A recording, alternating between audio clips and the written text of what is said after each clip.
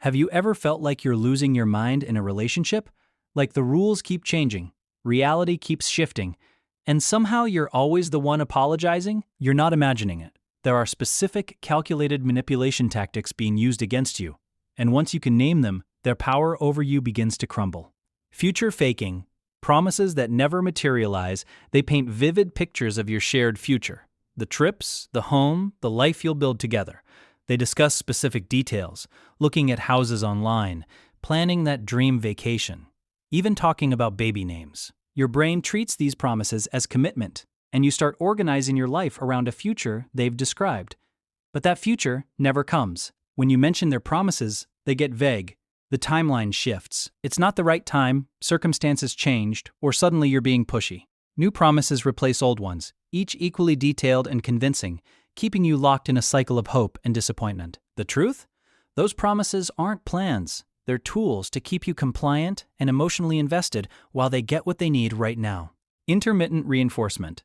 The addiction machine. Sometimes they're warm and loving. Other times, cold and distant. You never know which version you'll get. This unpredictability makes their affection more addictive than if it came consistently. The same mechanism casinos use with slot machines. Your brain releases dopamine when the warmth returns after coldness, creating a powerful reward cycle. You work harder to earn the good version, constantly scanning for signs, believing that if you just do enough or say the right thing, the coldness will stop. But the pattern continues, turning love into a game of chance, where the possibility of affection becomes more powerful than affection itself. Moving the goalposts. The impossible standard. You meet their demand, but suddenly it wasn't enough. They wanted something else entirely. Clean the house. Not thorough enough. Finish the project. Needed more detail. Apologize. Wasn't sincere enough. The target keeps drifting no matter how fast you run toward it. Over time, you stop trusting your judgment. You become hyper-vigilant, second-guessing every choice, trying to anticipate what they'll want next. Your confidence erodes because success becomes impossible. Here's the key insight. The goal was never for you to succeed. The goal was to keep you trying. Weaponized incompetence. Strategic helplessness. They agree to help, but execute so poorly that you stop asking. Dishes still dirty. Forms filled out wrong. Appointments never made. When you correct them, they mess it up the same way next time.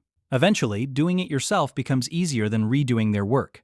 They've trained you to expect nothing while positioning themselves as victims of unfair expectations. The incompetence only appears when the task serves you. They're suddenly capable when it benefits them.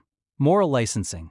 Trading kindness for cruelty, one good deed becomes permission for bad behavior. They help with a project, listen to you vent, or apologize, then use that gesture as a shield.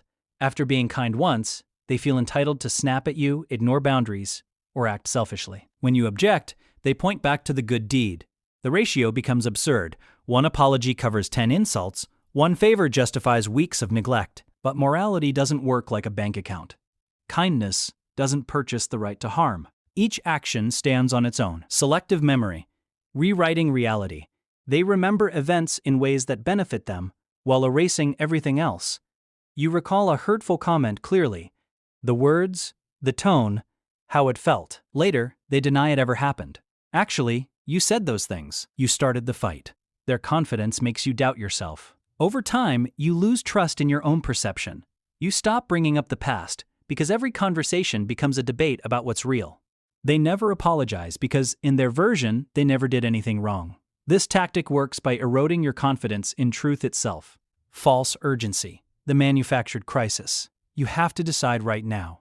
The opportunity vanishes tonight. Someone else is interested. The pressure hijacks your fear response, shutting down rational thought. You commit before you're ready, sign before you've read everything, agree before considering alternatives. Then you realize the deadline was fake. If you'd had time, you would have seen red flags, asked questions, or simply said no. Real urgent situations are rare. When someone insists you decide immediately, they're not respecting your process, they're eliminating it. Victim reversal. Weaponizing your empathy, you express legitimate hurt, hoping for acknowledgement. Instead, they crumble. Suddenly, they're the ones suffering. You've attacked them, made them feel terrible. Your concern kicks in automatically, and the conversation that started with your pain ends with you comforting them. Over time, you stop bringing things up because expressing pain feels selfish. They've weaponized your compassion, turning every confrontation into a referendum on your cruelty, while accountability disappears completely. Information withholding. Control through ignorance. They give partial truths and hide facts that would change how you see the situation. Later, you discover what they left out.